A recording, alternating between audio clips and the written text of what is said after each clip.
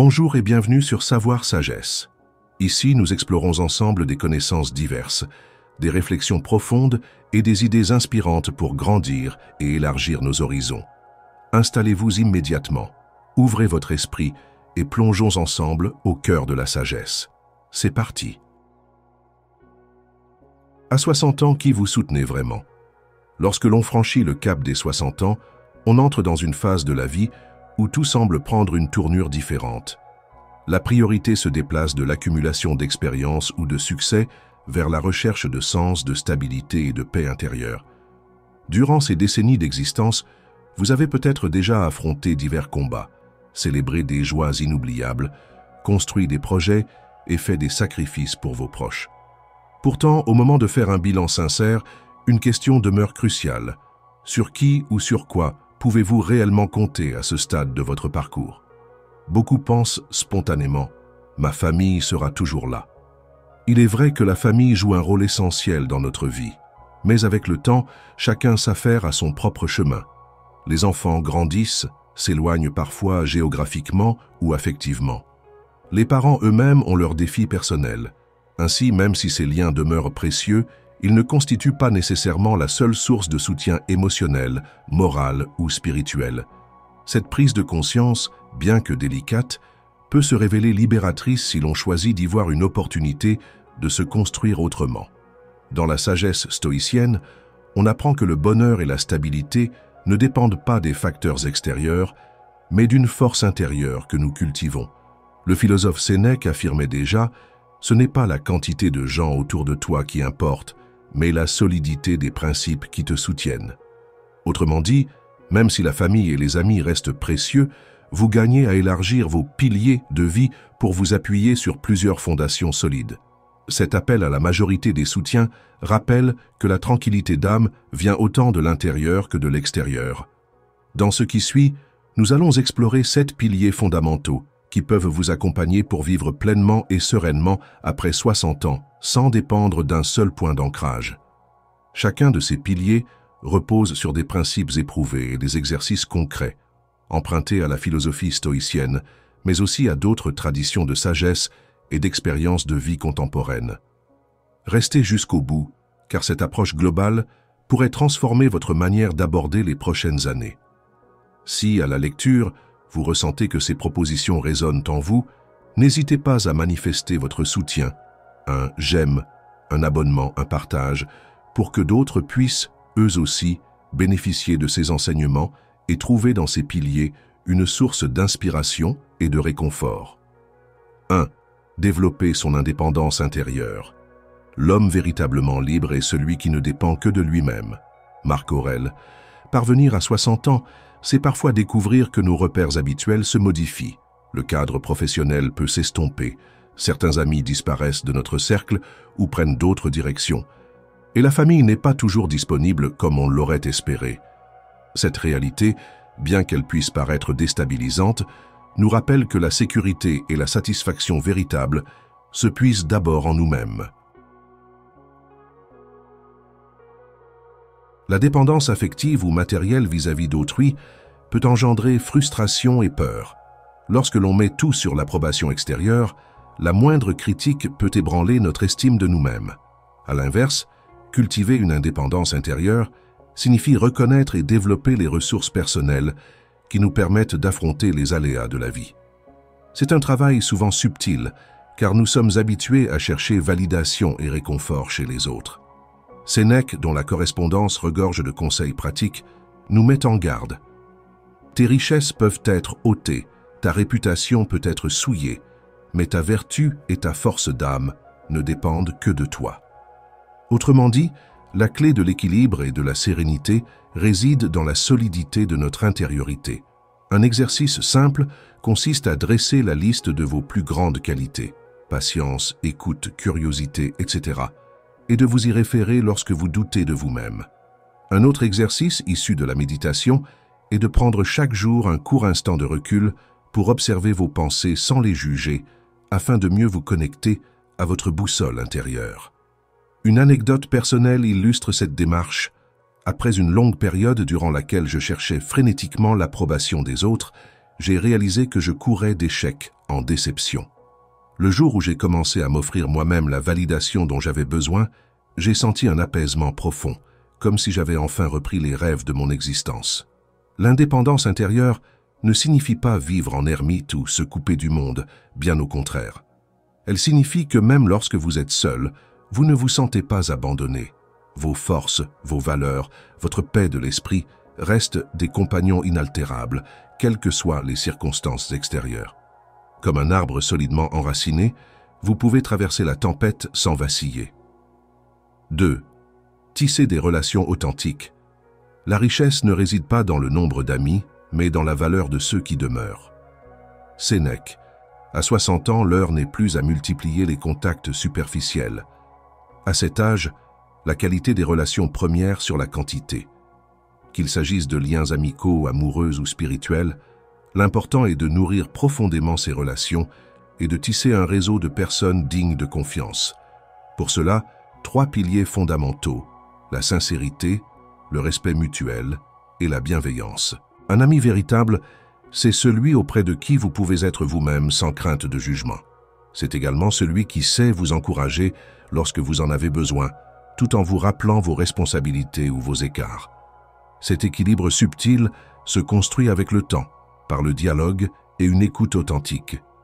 J'ai moi-même un ami d'enfance avec qui j'ai traversé des désaccords profonds et des moments de joyeuse complicité. Malgré les hauts et les bas, nous avons continué à bâtir une relation solide, car chacun reconnaissait la valeur de l'autre.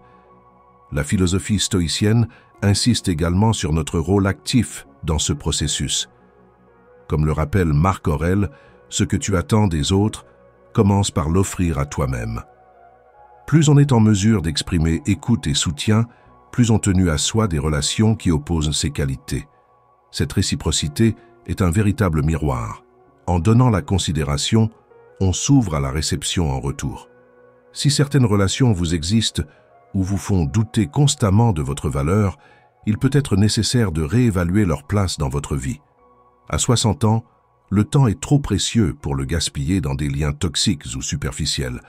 Mieux vaut cultiver quelques amitiés sincères qu'un réseau immense dépourvu de réel engagement affectif. 3. Préserver sa santé physique et mentale. Prends soin de ton corps, car il est le temple de ton esprit. Épictète. Il est parfois dit, si vous n'avez pas la santé, vous n'avez rien. À 60 ans, cette affirmation prend une dimension plus concrète, car le corps commence à manifester plus souvent ses limites. Préserver sa santé ne se réduit pas à suivre un régime drastique ou à faire des exercices intenses. C'est un état d'esprit qui consiste à veiller, avec amour et vigilance, sur la machine complexe qu'est votre organisme, tout en nourrissant votre psychisme avec des pensées constructives et une bonne hygiène émotionnelle. Santé physique. Adopter de petites habitudes qui font la différence, comme une marche quotidienne, un sommeil suffisant, des étirements doux le matin, ou encore une alimentation basée sur la modération. Il n'est pas nécessaire d'être parfait, ni de bannir tous les plaisirs. Il suffit surtout d'être régulier et attentif à ce que votre corps vous communique, fatigue, douleur, envie, etc. Santé mentale. Les années accumulent leur lot de regrets, de blessures et de souvenirs. Prendre soin de son esprit, c'est faire régulièrement le tri, s'entourer de conférences, d'inspirations positives et de moments de calme où l'on peut se recentrer sur soi. Comme le suggère le psychiatre Christophe André, un esprit encombré est un esprit fatigué. Les pratiques de méditation, de relaxation ou de respiration consciente sont d'excellents moyens de cultiver un terrain mental propice au bien-être. Un souvenir personnel me revient. J'ai connu une période de grande lassitude, où chaque matin me semblait une épreuve. J'ai alors décidé de consulter un professionnel de santé pour un bilan complet et de mettre en place quelques routines simples, hydratation au réveil, quelques salutations au soleil et une petite promenade. En quelques semaines, mon niveau d'énergie s'est amélioré, entraînant une vision plus positive de la vie. Prendre soin de son corps et de son esprit est un cercle vertueux. L'un stimule l'autre et inversement. 4.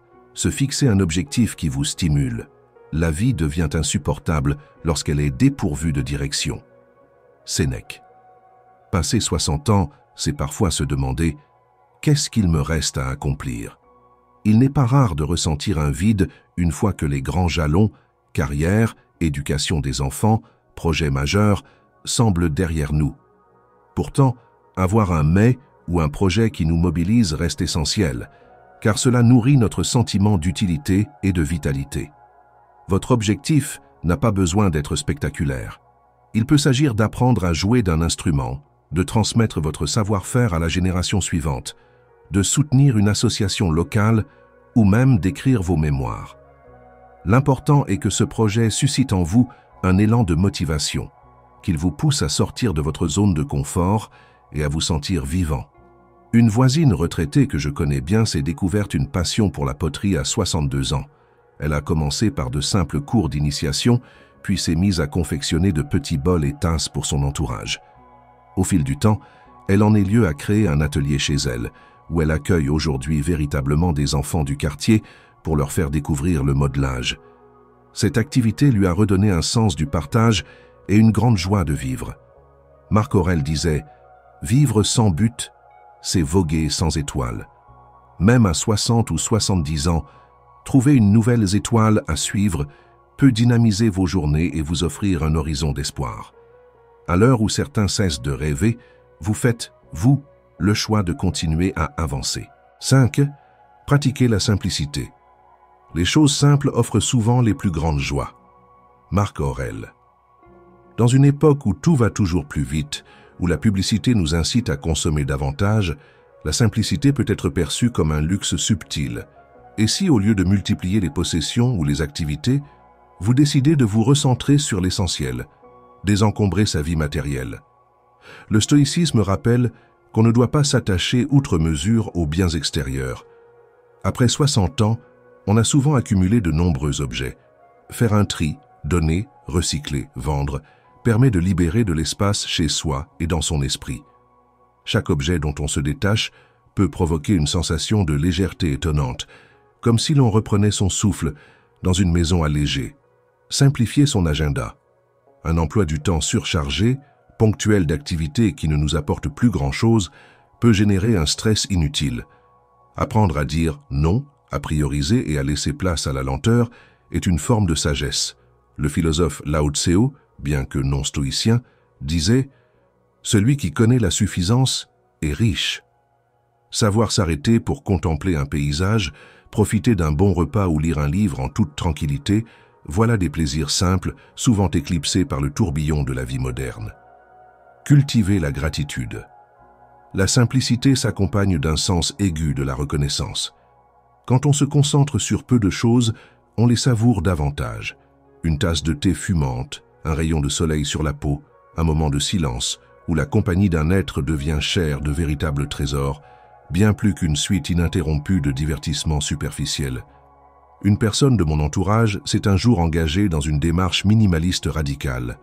Elle est passée d'une grande maison pleine d'objets à un logement plus petit, sobrement équipé. Apprendre à faire la différence entre ce qui dépend de nous, nos pensées, nos décisions, nos réactions, et ce qui échappe à notre contrôle est l'un des enseignements clés d'Épictète. Cette distinction, aussi simple qu'elle paraisse, libère du stress et de l'inquiétude chronique. Gérer ses émotions. La paix intérieure ne signifie pas l'absence d'émotions, mais la capacité à ne pas se laisser submerger par elles. Lorsqu'une colère ou une peine survivante, prenez le temps de l'observateur, de l'identifiant, puis de la laisser s'évacuer sans l'attiser. Des techniques comme la respiration consciente, l'écriture d'un journal ou la pratique d'un art, peinture, musique, etc., peuvent aider à canaliser ce trop-plein d'émotions. S'accueillir avec bienveillance. Nous sommes parfois nos propres juges les plus sévères. Se pardonner nos erreurs passées, reconnaître nos faiblesses comme faisant partie intégrante de notre histoire, c'est déjà faire un pas vers la quiétude. Comme le souligne Sénèque, nul n'est plus dur avec toi que toi-même. L'autocompassion est un mot qui peut paraître moderne, mais il rejoint la bienveillance intérieure préconisée par les sagesses anciennes. Un jour, alors que j'étais envahi par le doute et la culpabilité après un choix professionnel malheureux, j'ai décidé de consacrer du temps à la réflexion silencieuse. Je me suis assis, j'ai fermé les yeux et j'ai simplement observé le flot de pensées qui me traversaient, sans les rejeter ni les encourager. Peu à peu, j'ai trouvé un espace de tranquillité entre mes peurs et ma réalité. Cet instant de recul a été un déclic. J'ai compris que la paix véritable ne dépendait pas des circonstances, mais de la façon dont je choisissais de me positionner face à elle. La paix intérieure se construit donc pas à pas, dans la constance. Elle ne se décrète pas du jour au lendemain, mais se nourrit de chaque réflexion, de chaque choix, de chaque habitude mise en place pour apaiser le tumulte intérieur. Conclusion, bâtir sa vie sur des fondations multiples. Atteindre 60 ans, c'est finalement avoir l'opportunité d'évaluer l'essentiel et de s'y consacrer plus pleinement. Les 7 piliers que nous venons d'évoquer, indépendance intérieure, relations authentiques, santé préservée, sens et objectifs, simplicité, acceptation de l'impermanence et quête de paix intérieure, forment un socle solide sur lequel vous pouvez, en toute confiance, construire la suite de votre existence. Ces piliers ne sont pas de simples théories philosophiques, mais des chemins concrets vers la stabilité et l'accomplissement. Ils vous permettent de vous ancrer dans vos valeurs et votre sagesse, de tirer parti de vos expériences passées pour en faire des ressources, et non des regrets. Comme le rappelait Marc Aurèle, la perfection de la vie ne se mesure pas à sa longueur, mais à sa qualité. Et vous avez désormais les clés pour viser une qualité de vie à la hauteur de ce que vous méritez. Atteindre 60 ans, c'est un privilège qui vous offre la possibilité de vous réinventer, de redéfinir vos priorités et de mieux cerner les trésors de votre propre intériorité. Nul besoin d'avoir la faveur du plus grand nombre pour être en paix. Il suffit de s'appuyer sur des principes robustes et de cultiver l'amour sincère pour soi-même et pour ceux qui nous environnent. Si vous ressentez que ces 7 piliers vous parlent, soutenez ce message en laissant un j'aime, en vous abonnant et en activant les notifications afin de poursuivre ensemble cette exploration. Partagez cette vidéo ou ce texte avec ceux qui, comme vous, sont en quête de stabilité, de sens et d'inspiration. N'hésitez pas non plus à commenter vos propres expériences, vos réflexions et vos doutes. Vos paroles pourraient résonner dans le cœur de quelqu'un qui traverse exactement les mêmes questionnements. Rappelez-vous enfin que vous n'êtes pas seul sur ce chemin. Chaque personne qui chemine vers la connaissance de soi contribue à élever la conscience collective. En enrichissant votre indépendance intérieure, vos relations, votre santé, votre sens de la vie, votre simplicité, votre accueil de l'impermanence et votre paix intérieure, vous devenez un phare qui éclaire non seulement votre itinéraire, mais aussi celle d'autres personnes que vous croiserez.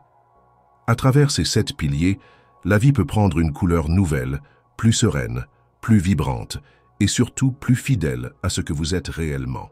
Bonne route!